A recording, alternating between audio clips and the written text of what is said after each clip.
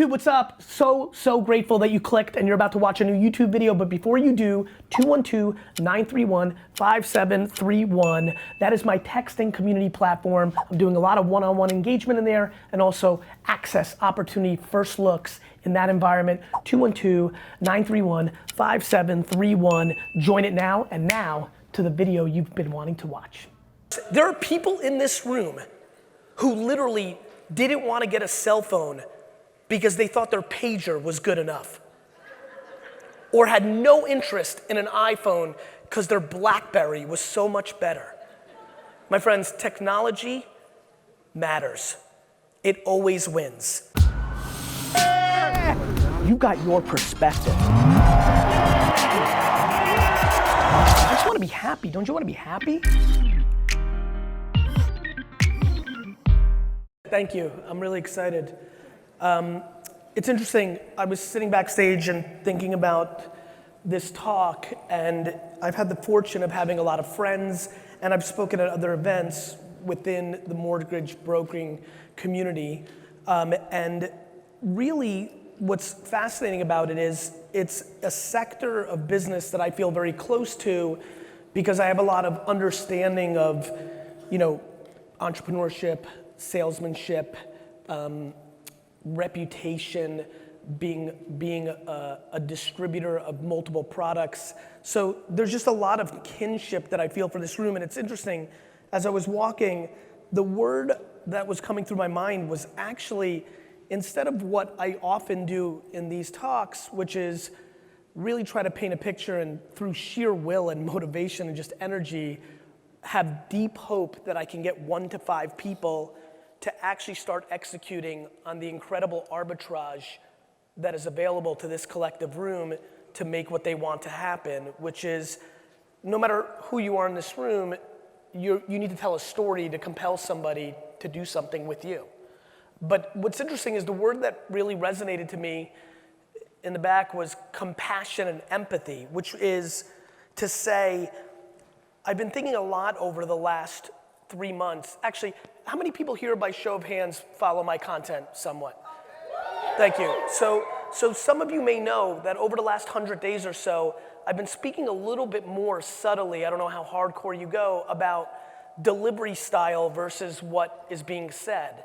And I think all of us as we evolve, and I'm sure for the people here, as you've evolved through your business, you ebb and flow and you get more thoughtful. Experience matters. It's crazy to me how much of a business gangster I thought I was at 22 years old.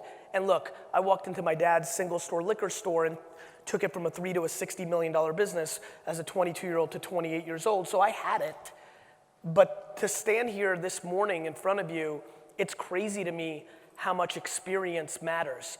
I thought I was great, and I'm still that same person. I have those raw talents, but I have the great fortune of 20 years of experience and the great fortune of listening to the community and the comments and the feedback. And I've been thinking a lot about what the style in which I communicate, is it clouding what I'm actually saying? Because I sit every day, I wake up every morning, and I think about this room, and I say, how do they not understand? How do they not understand that if they post 5 to 30 things today on Facebook and LinkedIn and Twitter and YouTube and get Anchor and start a podcast while they walk down here with a coffee and post it, and now they have a podcast? Like, what is happening that the 98% that follow me closely, daily consume the podcast, hear this? I mean, for the people that just raised their hand, one of the biggest reasons I'm trying to do so much Q&A now is I'm saying the same shit.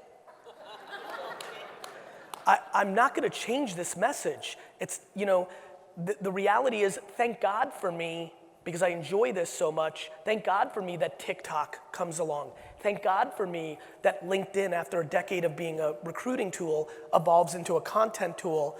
Had the world not been in a place where constantly the place where we spend our attention moves, I would have been irrelevant 5 years ago.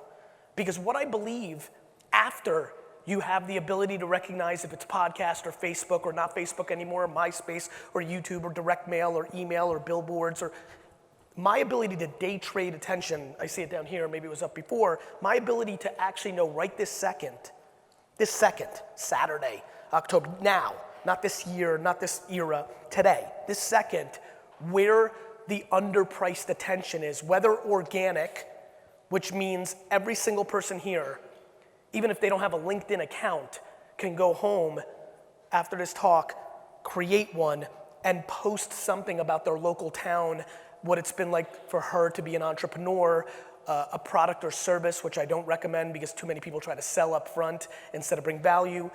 The fact that you can do that with no followers, no contacts, post today on LinkedIn and get 1,000 people to read that is remarkable.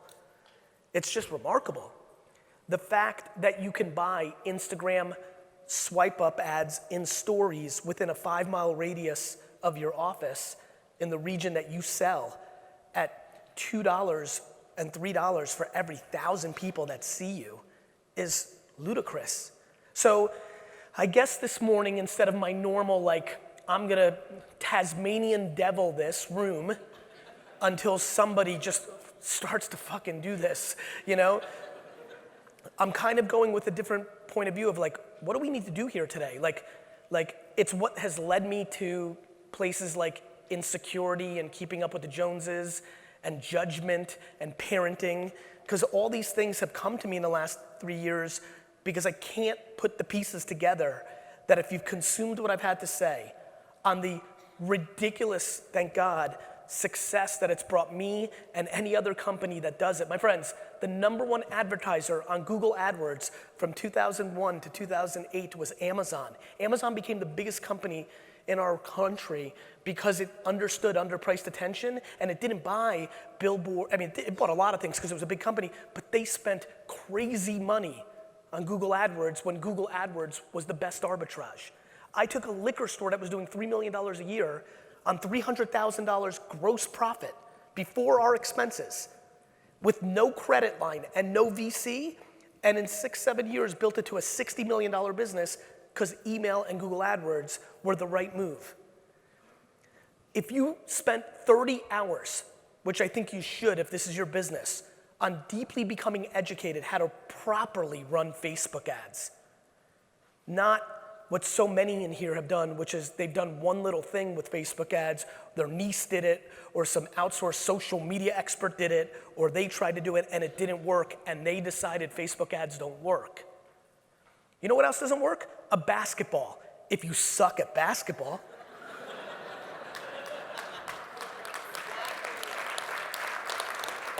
Let me make this very simple. This is not unfair or audacious. This is the truth. If you've run Facebook ads and they didn't work, you suck, not Facebook. This is happening. This is happening. And so here's where I'm at. In a world where you want to convince me that I'm better off to go with you than to go to a .com that is doing a way better job than you marketing, we've got some work to do. Like, let's get to the elephant in the room. If you're gonna get out-marketed by Rocket and Zebra and Schmebra and Bebra, you're gonna lose. I don't give a shit if you make a shirt that says brokers are better. I'm being serious. That's not a razz. That's not a razz. That's compassion to, we need to be consumer-centric. Humans don't care. That's not what customers do. Customers didn't care that the local bookstore had been there for 44 years. They wanted to pay $8 less and have the book delivered to their home. Customer doesn't care. You have to understand that. I don't care that you've been doing this for 18 years and have a great relationship. If you get out-communicated, over time you will lose. This is a very simple game. The internet will suffocate everything but the persons and organizations that communicate best and have the best product, right? But the best product is subjective. You don't know that it's the best product until after the fact. On the communication part, you know that Karen showed up in my LinkedIn and I'm in the market for a mortgage and I happen to like what she said in that video. My friends, there's nothing more important right now, period, in our society than to be an unbelievable communicator in a contemporary manner. It is reshaping our societal norms, our politics, our retail, everything. How can you sit at home and talk to your closest friends and relatives about how this And social media has changed politics, has ruined our children, has done all this stuff, and not feel that it can impact your business. That is the compassion I walk in with this morning. What has been the lack, what is the lack of the bridge that has clicked in your mind to make you understand the following, which is, this is my fundamental truth. This entire room should be making 30 to 50 pieces of content on the internet every single day. 99% of this room hasn't made 30 to 50 pieces of content this year. That delta scares the crap out of me, and I want to continue to articulate in this keynote why and how. Let's go into the how. I think one of the biggest things that's running through my mind is, how do I convince this room that yesterday, not tomorrow, they need to either start a video show or a podcast that they can then record, and then after it's done for an hour, do what I do, which is post-produce it and chop it up into little pieces, which then gets them into a place of being able to make 17 or 20 pieces of content out of a 1 hour day. Now, what do you make your podcast? As you guys can imagine, no normal human being thinks mortgage life is rad. We can agree with that. It's not the littiest thing in society. But what I do believe is the following. I do believe that every one of you has the ability to start a podcast that is a small business or community show based on where you live. The St. Louis Business Podcast is a real podcast that anybody here could start. And let me break this down to you, why I want to encourage so many of you to start a podcast. I call it the high school party rule. I want to take you back to high school. Now think about sophomore, junior, senior year, and think very carefully about that one kid who wasn't the most popular kid in school, but had the great fortune that his parents weren't around on weekends. That kid, as a mid-level popular kid, had the great idea of being the person that threw the party so the popular kids could come and hook up and drink. That kid's popularity exploded over the next year or two. The person that hosts the party has the leverage. If you start the St. Louis Business Podcast show, and then you spend 5 hours DMing, emailing, and reaching out to all the other business owners in St. Louis and inviting them to be on your podcast named the St. Louis Business Podcast, you, by just taking the initiative, have flipped the leverage, and now will have much bigger business owners than you interested in being on your podcast. Through that, you will build general awareness in your region, and you will build reputation as a top of the funnel lead gen to what you actually do. The show is about the entrepreneurial or local dynamics. The awareness you get from it will allow them to figure out what you do for a living, which will lead to biz dev. I believe what I just said is as important as knowing how to balance your checkbook. I believe that in 2020, the ability to be a media company or a content creator for your business is as required as paying your taxes and knowing how to manage your cash flow. I also know that the far majority of this room and this world does not agree with me yet. And that's fine, because that's a story of my life. The first talk I ever gave in 1997 was not really a talk. It was a panel with a table about this size in a New Jersey Chamber of Commerce event in Springfield, New Jersey, with like 40 people. And I sat with another guy who was selling, this is crazy, who was selling Yellow Pages ads. And we were debating, I guess, in theory, the value between the Yellow Pages versus the internet. And now, this is important. How many people here under 35? Just raise your hands. Kids, listen to me. This is not that long ago. This is 1997. Listen to me. This is me on a panel only 22 years ago, right? When you were 13 or younger, and I'm sitting debating which is more powerful, the Yellow Pages or the entire internet. And by a wide margin, I lost the debate to the 40 people listening. There was even a point where the guy made a joke and said, and guys, let's call it what it is. This kid thinks we're gonna buy wine on the internet, which made the 30 of them laugh. And then one nice man in his 50s was like, hey, real quick, so how does this work? This is literally what he asked me. I just really want to understand. What I'm doing right now is contextualizing everybody how far we've come to let you understand where this is about to go and why it's so important for you to really get serious about this. This gentleman asked me if the way I shipped wine through the internet was taking a bottle from the liquor store, and in the basement there was some weird pipe I put it into and it went to people. The first year I collected emails in my store when you would come in and buy wine, and I would ask people for their email because I wanted to build my email list. Routinely, people would say to me, oh, my email is AOL@yahoo.com.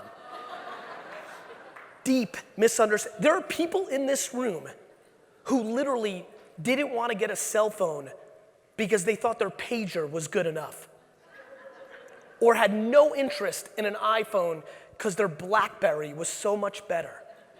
My friends, technology matters. It always wins. It doesn't care that you've been crushing it for 20 years. It doesn't care that you don't like it. It doesn't care that you're sad that kids don't go outside and play and look at an iPad. It didn't care when it invented the telephone or the fax machine or the radio. There is a collective naivete in this room about what's gonna happen over the next decade. Let me paint you a very clear picture. Unless you start really listening to what I'm saying and executing on it, you will not build brand. Brand is going to be the only thing left, because let me show you exactly how I'm gonna buy my mortgage in 13 years.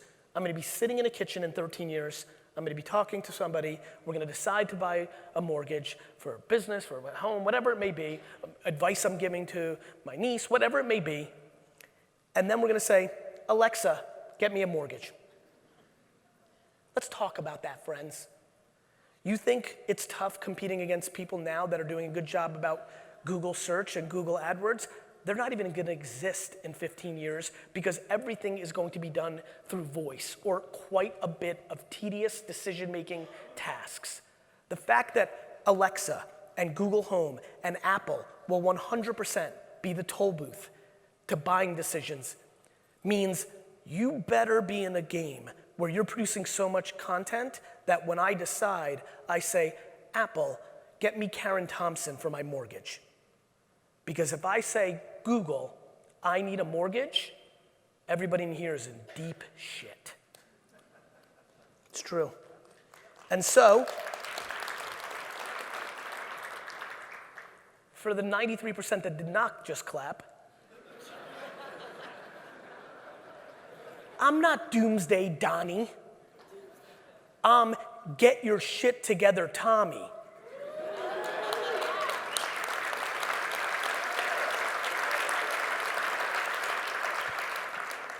What I just told you is not happening tomorrow. There's nobody that needs to cry for us. I'm explaining that I have a lot of concern for you because I care, because I come with compassion, not audacity.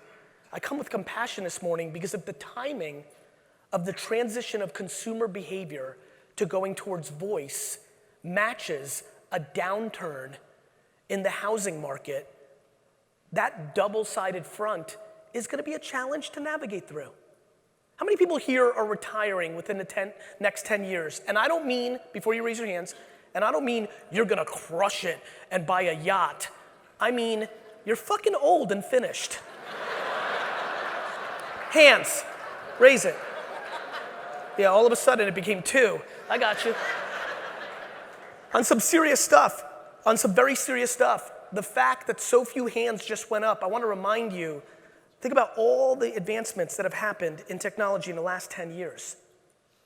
I mean, and if you allow me to go back 15, now I can talk to you about a world with no Facebook, no YouTube, no smartphone, no Alexa, no Netflix. I mean, guys, are you paying attention? And what? because you don't want to post on social media? Because you've made a subjective decision that you don't like it? Your customer doesn't care if you like it or not. News alert, I don't like it. There's a reason I don't post anything about my family. Had I not been in this business, I probably wouldn't even have a social media account. I'm pretty private. I mean it. I have no love for it. I can give a shit if Twitter, Facebook, Instagram all disappear tomorrow. I mean it. I have no interest in social media. I have interest in consumer attention. I was very, very into sending direct mail in 1997 because the money I put into it did very well for me in return for my dad's liquor store. I adored buying full-page ads in the national New York Times on Wednesday's food section and acquiring customers all over the world for that $40,000 VIG once we got bigger. I'm thrilled with email. I'm thrilled with Google. The only reason I like social media is because it matters right now. I can't wait to be at a keynote in 10 years and talk about social media the way I talk about the yellow pages. I have no romance, my friends. I'm just trying to win. And when you try to win, you eliminate your opinion. When you're trying to win, you eliminate what comes comfortable to you. When you try to win, you don't rest on the laurels of what was tried and true and got you here because you know those are the same things that are gonna make you leave here. It doesn't matter what I did yesterday. And I can't express how much passion I have for this room to hear me this morning. I mean, you're here. You know, when I think about stuff like this, especially on a weekend conference, you took your time. I know Vegas is a fun place to come to, but you're here. So if you're here, I'd like to think you're gonna do something about it when you leave. And listen, I've been doing this long enough at this point that I genuinely know that right now I'm really only talking to 8 people in this room. I mean that. Here's what I mean. I'm gonna get you fired up. Wait till we get to Q&A, which I'd like to get to pretty soon here. So I assume that's the mic, right, for the lineup? So if you have a question, you should probably start lining up now. I know I'm gonna get you motivated and excited over the rest of this next 40 minutes. I feel good about that. That's what I do well. I just know that next Thursday is gonna come around and you're gonna lose something that you thought you had, or somebody's gonna quit, and you're gonna go to defense. I get it. I've been around too long at this point. I get it. But I implore you, and I hope, especially for the hands that went up this morning that do know what I've been saying, what are you waiting for? Like, I'm not putting that content out for my follows and likes. I'm putting that content out so you do something about it. Like, you watching me doing it doesn't mean you're doing it. It's time for you to act. And for the people in here who didn't know who I am or hadn't heard this spiel, please understand that the opportunity is enormous. I am watching people who follow me go into your sector and many others with no experience, no history, no reputation, and grow dramatically because they're just winning attention up front. Their funnel is just so much greater, and they're figuring out the back end. Customers don't know how good it is until they try it. The upfront matters so much. The opportunity is so enormous. I have been marketing successfully now for 20 plus years. I promise you there's never been a better time than right now. This LinkedIn thing for this audience is uncomfortably big. How many people here marketed on Facebook in 2011 to 14 and created Facebook pages, and that was a leader to some good business for them? Just raise your hands. Just want to get a sense. So for this very small group, and it was a small execution, but obviously for the hands that went up, we remember how good it was. Exactly, and a lot of you in this room know that it happened and it was good and you regret or disappointed that you didn't take advantage of it. I'm standing right here in this room right now telling you that exact phenomenon is happening right now on LinkedIn. Right now, organic reach at scale at numbers I haven't seen since Facebook 2013. And if you have no presence, your first video or written word or audio will work. Please call my bluff. Please just try. It will really work. And once you start understanding how that works, what's really fascinating is what happens next. Because you know what I love about you guys, and I know this about you deeply, is once you see it, then you really get going, right? It's seeing it. You need a proof point. You need that first closed deal you get from a LinkedIn post. And once you get that blood in the water, there's a lot of sharks in this room. And so I'm just trying to give you a boost, a push, a well-articulated debate to why. And at the end of the day, let me be very clear here. I could care less if any of you do anything about what I just said.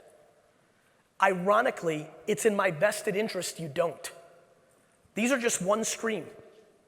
For every post you put, it's more unlikely that I get through to somebody. There's only one stream. If I'm trying to sell wine and you're trying to sell a mortgage and somebody else is trying to sell butter, it's just one stream. Ironically, everything I just talked about, I would be way better off personally, selfishly, for none of you to post. The reason Facebook and Twitter and all these things ebb and flow is eventually the world figures out how much underpriced attention there is and the ads and content go in and then it plateaus. It's no different than real estate. When you're the first person to see a shitty area on the verge of turning and you buy up the land, you make more money than the people that come 4 years later. It's not super complicated. I'm in the real estate business. I just trade attention, not land. My friends, this is the moment. And let me leave with this because I see there's a lot of questions and I think this will be better for you because a lot of this you can see free online. My friends, the last thing I'll leave you with as you're thinking for a lot of you in this room, this is one big game of self-awareness. You have to figure out how you like to communicate. Not all of you are outrageously handsome and charismatic on film, right? I get it. Some of you are great writers, and that's amazing. In a world where we're so focused on video and audio, writing is crushing. You can crush by writing great paragraphs and articles on LinkedIn or Facebook or things of that nature. Some of you love the gift of gab, but you're genuinely insecure of how you look. I understand. You don't like to be judged. I respect that. A, I'd like to talk about that, but B, then just record it and put out audio files of your thoughts. This is a game of A, do you believe what I just said is true? B, how self-aware of you of what kind of communicator are you? The communication of a human being has been established for hundreds of years, written, audio, video. And then C, are you willing to put in the work ethic to learn a new skill that is required for you to be successful? The amount of people that are not doing this because they actually don't want to put in the work for 50 hours to learn it is fascinating to me and unacceptable at some level in the face of the technology changes that I know are coming to your industry. I appreciate your time. Thank you. Thank you. Thank you. Thank you. Thank you. I left a lot of time for Q&A because what I'd like to do with Q&A is get very specific to your I can get very narrow, so I'd like to. So thank you for being here. Go ahead. Go to that mic. So Gary, what's your name? My name is Mark Summers. I'm with Mike. AIME. So thank you for being here. Very good. Yeah. Our first question is from Jason. Okay. Hey, Gary. Question is about company culture. Culture. One, what would you say the most important thing is when building a company culture? Firing dickheads. Easy enough.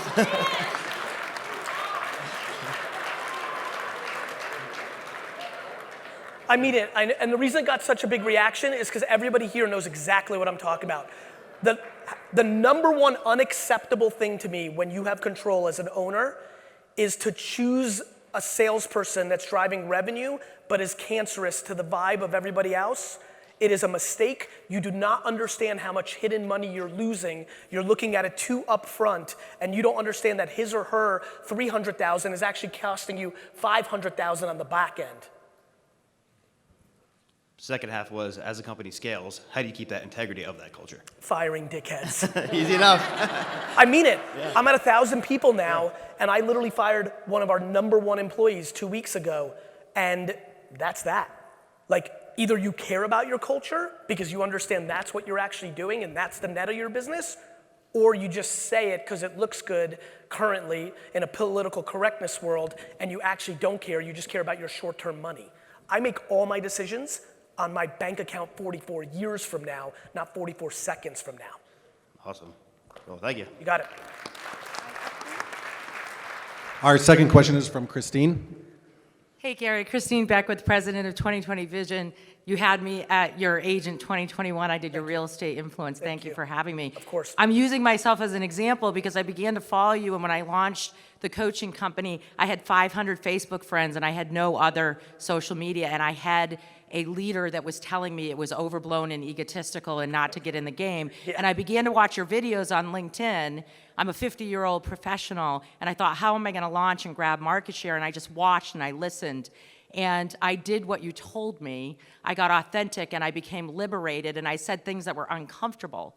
And now 2 years later, have maxed out on LinkedIn, have all these things, have you calling me to come do your Agent 2021. And I'm here to say all these people want to get authentic, but it's very hard to do. Because people are worried about judgment. And people are worried about short-term economics. People don't say things because they're worried about their short-term economics. I don't know what else to say. They're scared to say something that may cost them money now, and they just don't understand. Life is chess, not checkers, and everybody's doing things that are so literal. It's so much more fun to talk about what you believe in. I mean, when I first hit the scene, wearing what I wore, talking like, literally every person told me not a soul is gonna take you serious. And I was like, cool, I'll see you later. Let's see how this plays out. I'm stunned by people's inability to understand, how things play out. Whoever's bringing the most value always wins.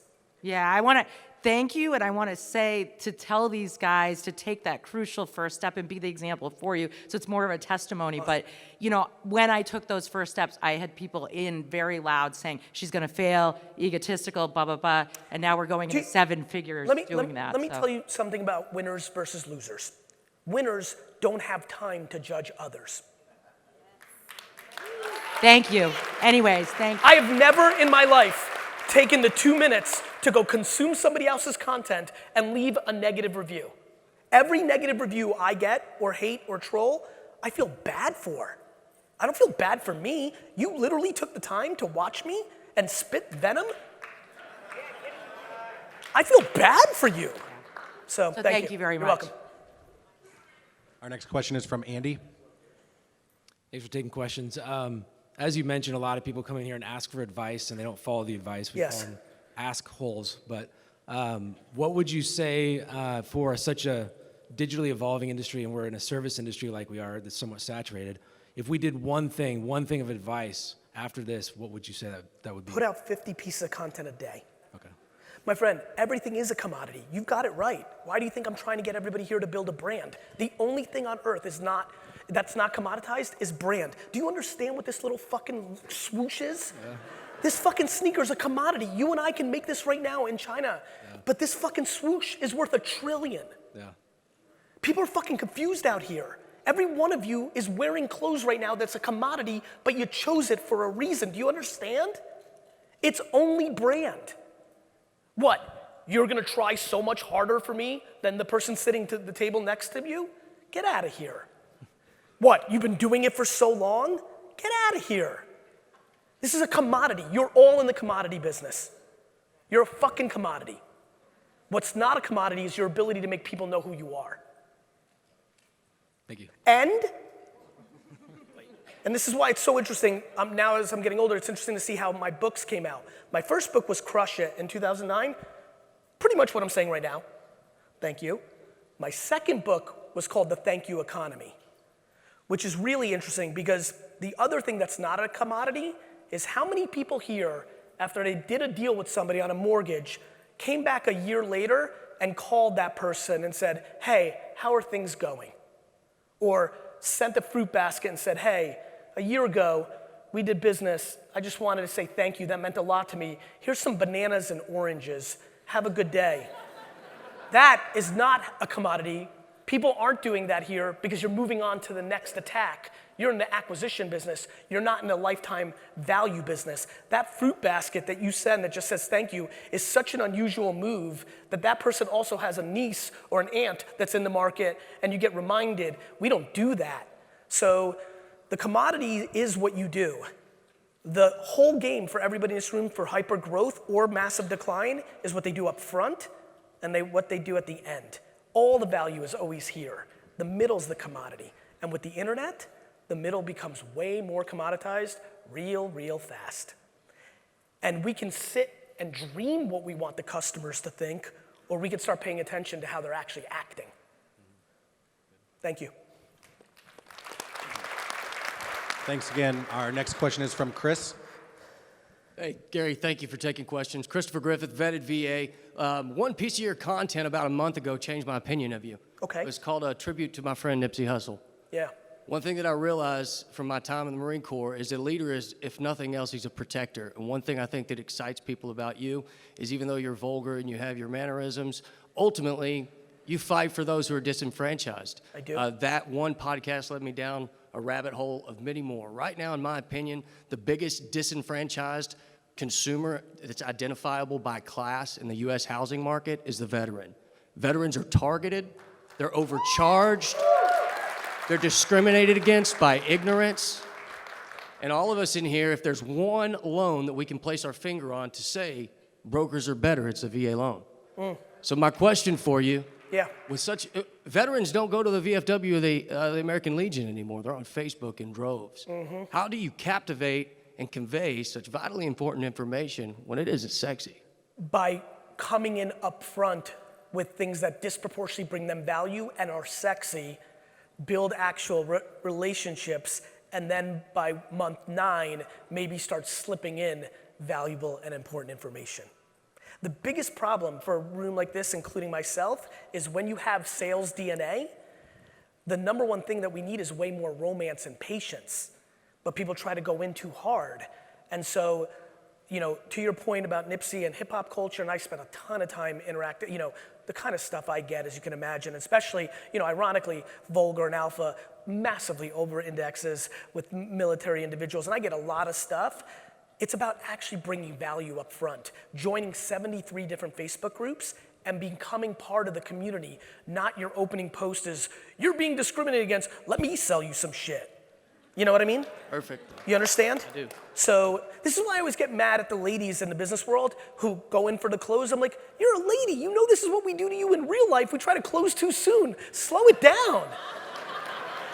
Do you know the insanity that's gonna go on tonight in Vegas? People are trying to close too quick.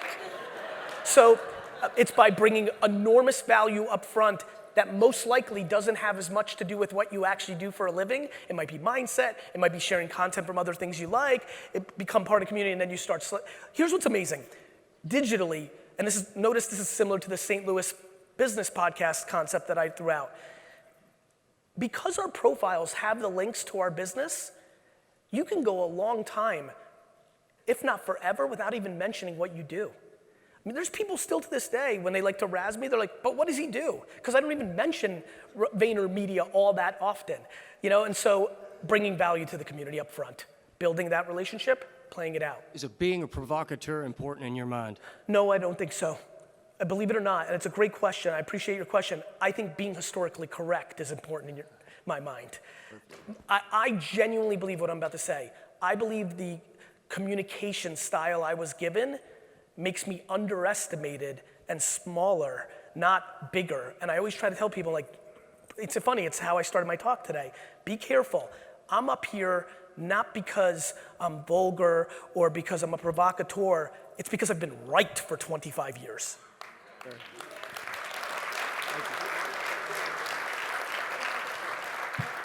Thanks again, Gary. Our next question is from Grant. Thank you, brother. Hey, So, Grant. how you doing? Good. Good. Yeah, so most of the people in this room really aren't competitors with each other. Our main competition is the larger, giant retail operations. Makes right? sense. The Chase, the Quickens, and all that. And on a recent Ask Garyvee show, you and Seth talked about how the time is now, and that's basically what you're telling us right now, right? And a lot of us in this room haven't necessarily started.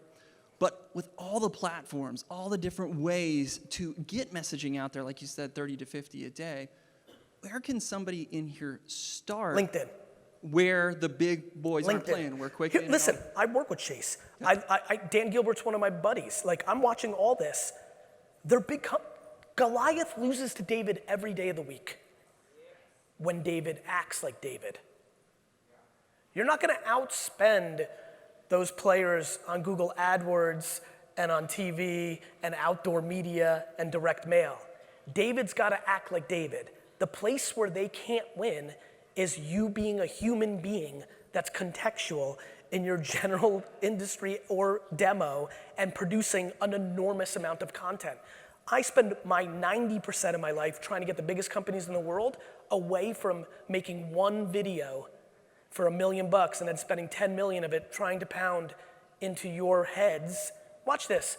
By show of hands, how many people here now predominantly watch Netflix or Hulu or DVR outside of live sports? Raise your hands. Look at this. Like, the biggest brands in the world are spending billions on TV commercials. Not a human in here watches a television commercial. If a commercial's lucky enough to somehow, because you dropped the remote, get to you, if it's lucky enough, somehow, miracle, a commercial's actually getting in front of you, the first thing you do when you know that's happening is you grab your phone and you look down. They're easy to compete with. Take it from somebody who works with them.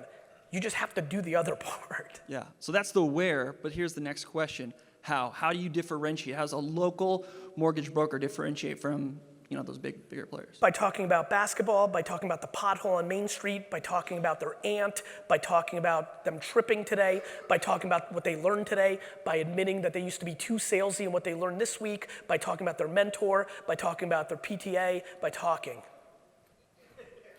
Got it. And to your point, brother, and this is, I really appreciate the question, you think they don't care. People are like, nobody's gonna care. Guys, the reason we sit in traffic is because we're so nosy, we wanna look at the accident. We care about everything. That's the point. We think nobody cares about me going to Kmart or me, you know, talking. We think nobody cares. Ironically, it's the only thing we care about. Everything else is so vanilla. The most interesting stuff is the nuanced part of you. I do so much business because I'm a Jets fan. I like root beer and wine and like all the nuances and hip hop. It's the nuances. Everything I've done, best practices of social media experts was said to not do. Stay on brand, stay in your lane, don't mix them up. Yeah. Time for a couple more? Yeah, I'm looking to do a lot more. Oh, okay, let's do it. If you weren't invited to be in line and you have a question, get in line now. Let's Here go. we go. Next question is from Neil. Hey, Gary.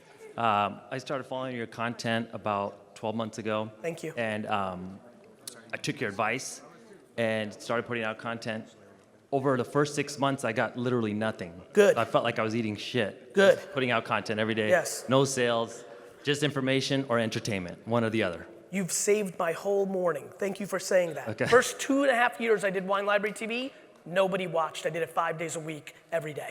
Keep going. So I almost quit doing it because I felt like I'm not getting any traction. Right, you're like, what am I screw that doing? Gary guy, he's full of shit. Everybody in Yeah. the industry is asking me, like, why are you doing this? You're wasting your time. Right, you're getting one like, Yeah, you yeah. look like a bozo. So I felt like shit. But then in the second half, the second 6 month period, the last 6 months, my business literally quadrupled and my income What? quadrupled. Wow, So, how? That's so crazy. and like people are like, this doesn't work, whatever. I'm like, here's my W-2. Look at it.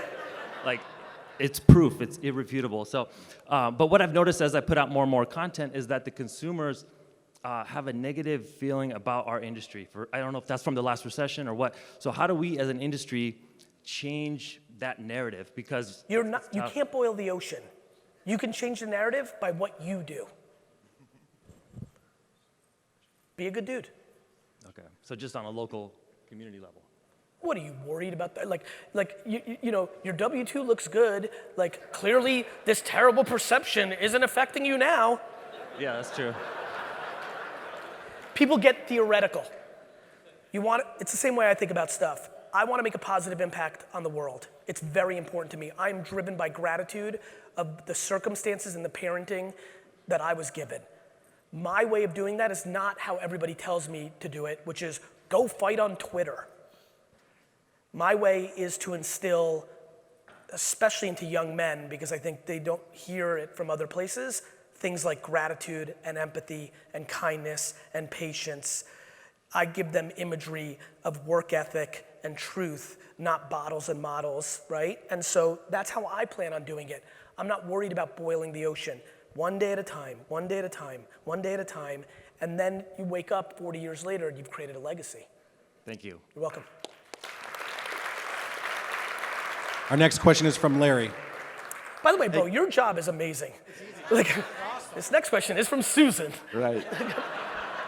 Hey, Gary. So I understand the concept of like jab, jab, jab, right hook. Thank and, you. Yep. And building relationships as opposed to just going right Yep. flows and so forth. But when you talk about building, say doing one video and or podcast every day, Yep. and then cutting it up into like 17 Yes. pieces, posting out, and you're posting that every single day, something different. Yes. Different pieces. Where do you post your podcasts and your videos versus where do you do just your social interaction, just your Facebook, building relationships, being in different groups, Well, it's funny, members of community? you post everywhere. The right hook is not necessarily the post and the jabs are community management. I post content to communicate. You post the content to start the conversation, then you communicate. The right hook concept versus jabbing is when do you actually ask for the sale? After you put out all these things, and you put out 30 pieces of content, and you just start, you go home, you put out 30 good pieces of content about St. Louis and about da-da-da-da. When's the 31st one that says, hey, by the way, community, real quick, I'm in the mortgage business, and if any of you happen to be in the market, please email me, have a great day. If you start with that and you created no romance, you're not gonna convert as well as if you put out 3 or 4 months. That gentleman prior to you, the back 6 months worked because of what happened in the first 6 months. And so, that's the concept of it. So it's not that you just do community management on Twitter or Facebook. The content starts the conversation because that's what you want to talk about. But what you may want to talk about is the Little League team going 3 games away from going to the Little League World Series and the whole town's enamored with it. Maybe you go down to that game, film it, post it, say something about it, and now the conversation's happening. Host the party. Got it? And now you're just making relationships. Everything that a lot of old school characters in this room that have been in the business for 20, 30, 40 years, like all the great things they did, going to the local stuff, being a part of the community, all that stuff, that was exactly right. That was hard work. That was like your physical work. You can now do that virtually. I'm building community at 2 o'clock in the morning in my underpants, Like I don't have to go to everything. So that's how I see it. Okay, and just one quick follow-up. Like as far as the nuts and bolts of where to post specific types, so for example, if I got a great website for you that will answer this. Perfect. GOO. It's true though. The reason I spend less time on tactical is Google and YouTube will show you everything. Literally you can type, what kind of content in the mortgage industry works on LinkedIn? Enter and there'll be stuff. Perfect, okay. You got it. Thank you so much. Got it. Thank you. Next question is from Michelle. Hi, Michelle. I'm like your biggest fan every week. But anyway, Thank you. Can you post too much? No. Okay, so y'all just listen. He said no. Here, let me tell you why you can't post too much on social. Unlike email, where you could have emailed too much and open rates went from 90 to 30%, this is the brilliance of social networks. I laugh when people are like, these social networks only make money if you stay on the social network. The social networks didn't make you post racist comments. The social network didn't make you spew hate. The social media didn't show you something. Social media is not showing me anything other than what I want to be seeing because they want me to stay. The reason you can't post too much is if your stuff sucks, they'll stop showing it. If it sees that nobody's stopping and watching and nobody's engaging, you're not going to show up. It's completely merit-based. Our interests with the social networks are actually aligned. So no, you cannot. So if I show up a lot, Gary said it's okay. And more importantly, if you show up a lot, it means that you deserved it. Everybody says I'm everywhere. And all That's the only thing you want to happen. Okay. So just saying, he said it's okay. Next question is from Ramon. The important part is when you show up everywhere is what you want to be happening. That's the other key. Because you can show up everywhere if you just post babies and kittens. That's the other part of that equation. Well, good, go. She's always in my newsfeed. So I want to talk about Facebook. Okay. First off, I love the fact that you're encouraging us to go out and just learn it ourselves instead of, finding this company. There's so much noise out there. so I think much. what happens is we sort of shut down and, we Got don't ripped know. off by this expert. Right, you spend a little money. And I apologize for cutting you off, but Yeah. notice how I talked a lot about, or I snuck in there today, it's as important as balancing your checkbook or paying your, this is not, I'm leaving Vegas and gonna hire my 24-year-old niece to do this. Right. This is, if you want to be in business, you have to know how to do this. So put in the 50 hours and know how to do it, because then you'll know how to hire somebody when you want to scale. Because right now you don't even know how to judge it because you don't know it. Exactly. So help us get out of the gate. Who are the individuals in the marketplace that you like as far as maybe an author? Or I know we can Google it. No, it's not that. It's I don't know. Okay. I spend 0.00% of my time looking at what other people are doing. I read the comments of humans. Got it. That's it. All I do is anthropology, consumer behavior research through the intel that they're putting out on scale. And so I'm not watching what other people are doing, I'm watching you and what you're reacting to. That's why I'm always so early on things like TikTok or LinkedIn, because I see it happening, because I spend 4 to 6 hours a day reading what people are saying about my content or anything that's trending on Twitter or things that populate in my Explore feed. Got it? Got it. Awesome. And that's what you should do. You should, because it's less about me telling you somebody, it's go to your Explore page on your Instagram, click the links and see what people are saying. Don't look at the content, look at the comments. Awesome. Thanks. Got it. Next question is from Daniel. Hey Gary, thanks Hey, for being Daniel. here today. Hey, I just want to touch on the your comment on producing 30 to 50 Yes. pieces of content a day. Please. So we have a platform that essentially we deliver very, very high-end content to mortgage advisors on a daily basis. Okay. Part of the reason how we created this platform is because we were content creators and we would have mortgage advisors screaming, hey, I don't have the time, I don't have the resources to actually come out and do this. So and I'm sure when you said that, there was many people that were like, well, how am I gonna have the time to go out and do that? I can answer that real quick. Everybody in here spends 3 hours a day on dumb shit. You know it. Do you know how many meetings are an hour that should be 13 minutes?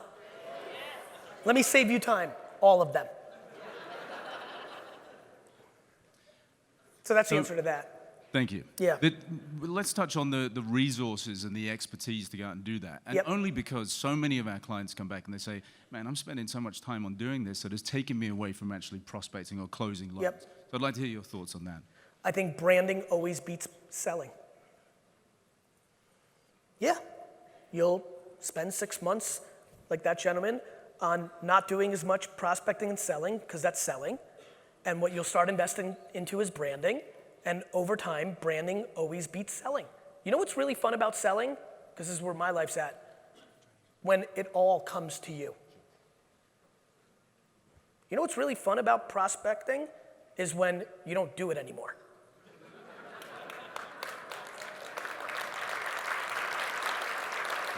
Thanks, Gary. You're welcome. Next question is from Brandon.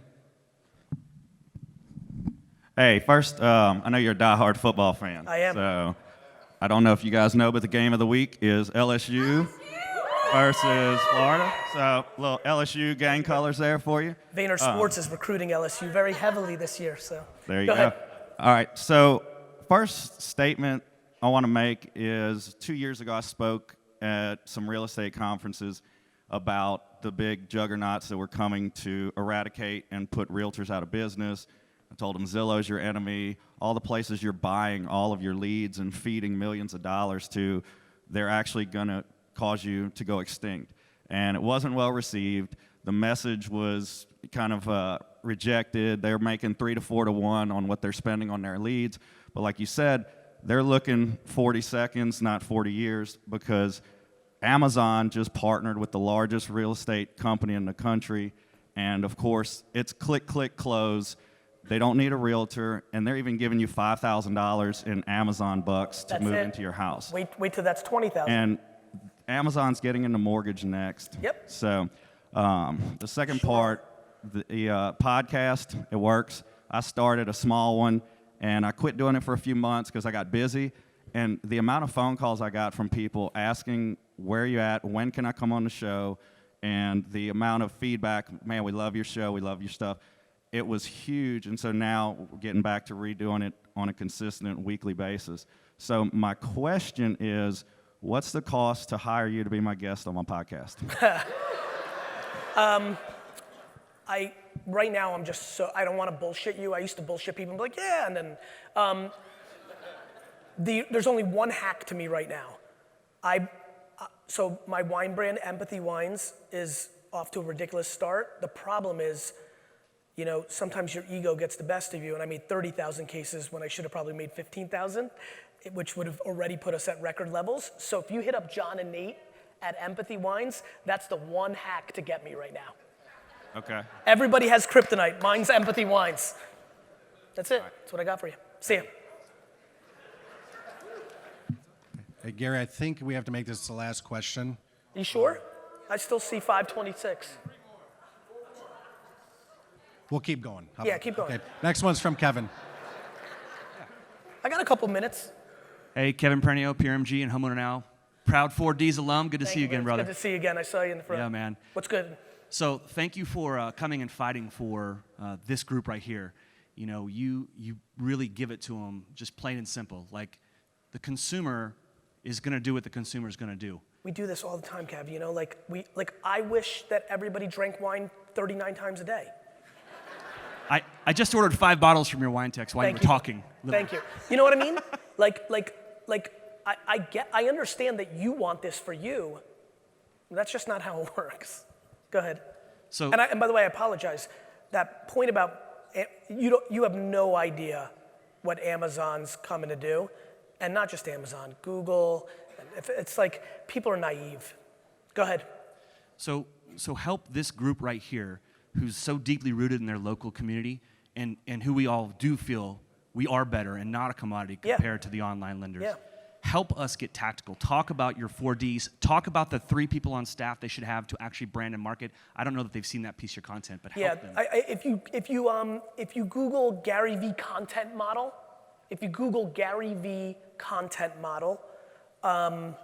you'll find what you're talking about. You know, it's just too detailed for me to I need 20. You know this. That's why that thing we do is a full day. But it's real. It's tactical, and it matters. It's going to be brand. I'm telling you right now, the voice thing is really going to fuck you up. I mean it. I don't know what else to tell you. We're all going to order our food through it, our services. Like, it's going to be a big deal. I'm telling you, I'm screaming from the bottom of my heart in this room.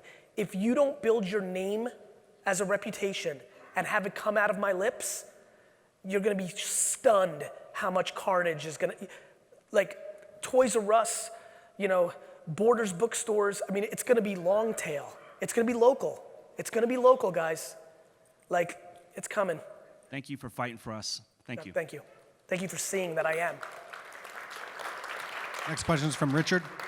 Hey, for the people in the back, I've got a little extra time because of my schedule. So if I'm not screwing up your programming, just add how many minutes to the clock, if any, we have. Thanks. Because I want to answer as many as I can. Go ahead. Hi, Gary. How are you? Richard Wong. I'm with Viridian Mortgage and C2 Financial. So you talked a little bit about the next biggest thing being on LinkedIn and TikTok. So not next. Current. Current. But it's important. Well, keep going. I have a 14-year-old daughter, and yes. I told her I'm going to start putting content on TikTok, and she said, please don't. Yeah, but who... So, specifically with the coming from the mortgage industry, can you elaborate a little bit about the TikTok opportunity? The kids that were in college, when Facebook came out and the parents said they were going to go on Facebook, they said, please don't.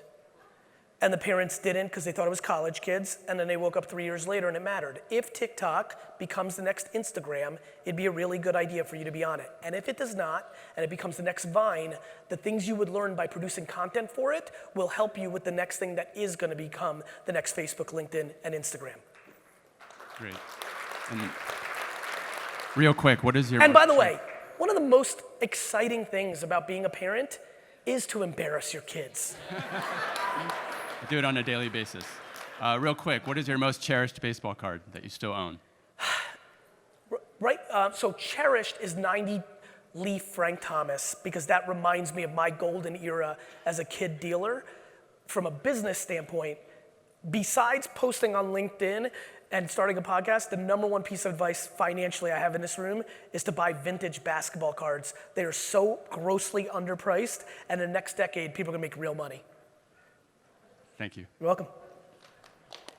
I know that was a super left field comment, but but I'm selfish too. D-Rock, where are you? There you go. You know, I'm gonna clip that in 9 years when an article from the Journal comes out that basketball cards have gone up 4,000% in the last decade. So, gotta do some shit for myself. Go ahead. Thanks for your time. We really do appreciate it. Next question is from Dave. Dave.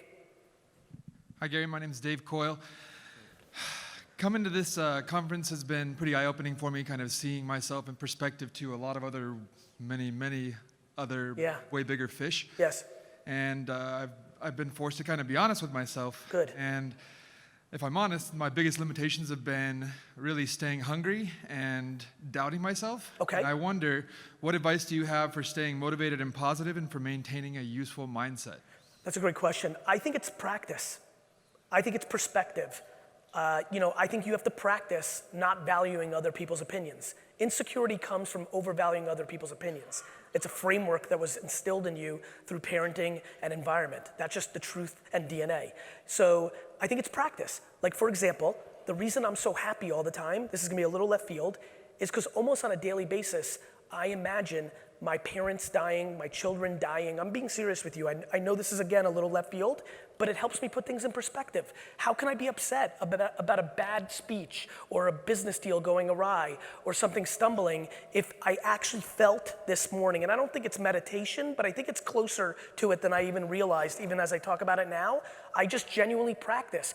Brother, you have to practice every day saying, whose opinion do you care about if you fail? You know, one of the reasons I love losing is because I don't care about anybody's opinion in here about my loss. It's my loss. You worry about what you're doing. And most people don't have that framework, which leads to insecurity. If I came here, for example, and I was in your position and I was auditing all the bigger fish, what goes through my mind is, I'm gonna kill these fucking fish. Not, oh, they're better. Like, you know, it's just a perspective. It's kind of like life. Right now, if you choose to, and you only want to find negativity and bad, it's very easy. If you choose to, and you only want to find positivity and optimism, it's there. It's getting into a framework of changing the way you look at stuff. It really is. It's not naivete, it's not delusion, it's real life. So you need to practice. You need to practice. Bro, it's hard to be here. Just because there's some people that are doing it better, there's also billions of people that are doing it worse. The hell are you worried about the fucking 1,000 people here that are doing it better? What about the fucking 10 million that do it worse? Thank you. Next question is from Fredo. Hey, Hey, Gary, Fredo. thanks for being here. Happy to be here. I totally buy into what you're saying about the content, putting everything out. Okay. I'm a private person that I love to put out things that help people, to help them grow the training. But there's a part of me that I want to keep private. Brother, I've never posted a piece of content of my family. Everybody posts everything about their family because it gets likes. You're 100% in control. Good, don't post it. Totally get that. Okay. But when I see influencers or I see people just have a camera crew following them and they, hold on. That works for them. Okay. The fuck does that have to do with you? Well, that's what I'm asking. It's no different than the last question. Like, what I do or somebody else does or influencer does or what works for her or him has nothing to do with that, with you. If it doesn't work for you, it's gonna break anyway. There's no right way to do it. There's the right way for you to do it. Yeah. Talk about bananas all day. I don't give a shit. Okay. You don't need to talk about your private life. I don't. Okay. I don't talk about my private life at all. I meant it when I said earlier, had I not been in this business, this is the story of my life. I didn't drink any alcohol because my mom, Nancy Reagan, got to my mom. So alcohol and drugs, like I was clean as a whistle. If my dad wasn't in the liquor business, I know for fact I would have never drank alcohol in my life. And I know for fact Had I not been in the communications business, I'd be sitting in the audience today with not a single social media profile because I have nothing to share with you. I'm deeply private in my personal life. I have a lot of business thoughts. I have a lot of observations. I'm deeply interested in sharing what I got because I know the world is abundant and I like the feeling of impact and admiration and legacy because I'm gonna eat and it's not gonna come out of yours or mine, so you're in control. Okay, cool. Good. And brother, as soon as your sentence turned to, but I knew that, you see, that's it. As soon as you look at anybody else's, it doesn't have anything to do with you. Totally get it. Cool. Thanks, man. Next question is from Mason. Hey, Garyvee. A little shaky, but I've been a big follower of you, and I hear that you're a byproduct of your parents, and that they instilled how you have the empathy and the positivity, and we fill the pipes, and you talk about an exuberant amount of content that we have to fill. So I wanted to ask you, someone who feels that they have it all going on and knows that they are very successful, besides selling all your Giannis rookie cards and besides buying the jets, what would provide you value? Just like we see the people that are providing culture in the retail environment and they're providing these, they're very wealthy. How can I reverse engineer that on social media to show them what we have to offer? And I want to ask that by how can I provide you value? You provide me value if you go and execute on what I just talked about. I'm gonna be good on my thing. Okay. Empathy wines I need to sell. Yeah. But other than that, in real life, just go execute. Listen, I live for admiration, brother. I figured out myself in the last half decade, I'm like, why am I leaving so much money on the table? Why am I leaving so much money on the table? I'm like, oh, right. When somebody grabs me at the airport and says they were homeless and they were watching my videos and now this good thing is happening, or they used to beat the shit that I get. Bro, I used to beat my girl, and then you got in my head and made me see life. Like, that feels better to me than extra zeros in my bank account. That's me. By the way, and I'm gonna say something crazy right now. This is important. And if that's not you, that's awesome. That means you didn't get those chemicals, and if you want zeros, do you. But this is one big game of self-awareness. How do you bring me value? Go execute and send me the email in 7 years of how it worked. Definitely. And you've totally changed my mindset to be way more positive. I've filled the ears with positivity. So second, can I get up on stage and take a picture with you? Yes. Let's stick it in. No, question. Okay. Yes. You're on video. I know. Good. I want to take a video, man. What's up, video? Right on, Gary. Next question is from Dehan. Hey, what's up, Gary? Thank you, man, for everything. Bro, you're looking super sharp. Thank you.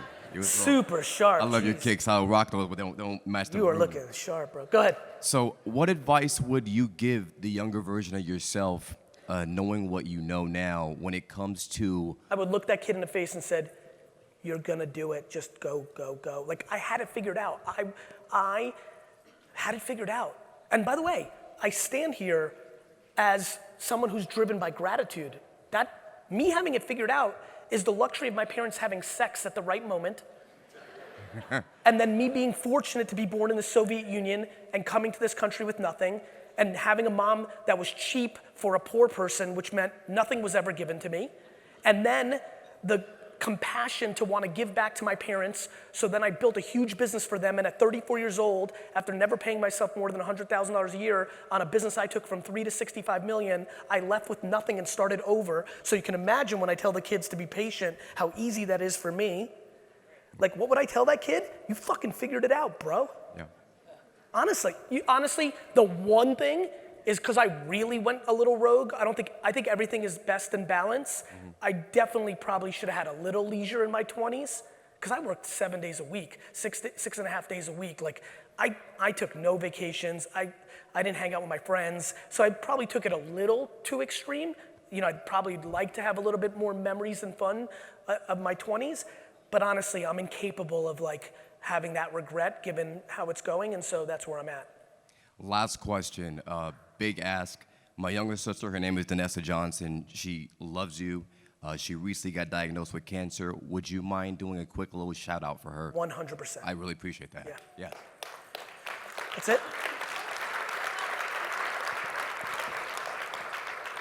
Look how sharp he is.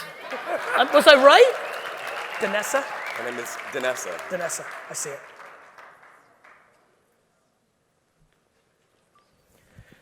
Danessa, I'm here with your ridiculously good-looking brother. I just want to send you my love. I'm sorry that you're going through this challenge. I appreciate you consuming the content. And DM me, let's chat a little bit. I got nothing but love for you. It's mindset. Play your mindset on this one. Mindset is stunningly underrated. Love you, sis. Love you, sis. Thank you, man. Thank you, everyone. Thank you for having me. Thank you. Thank you. Thank you so, so much. Have a great conference.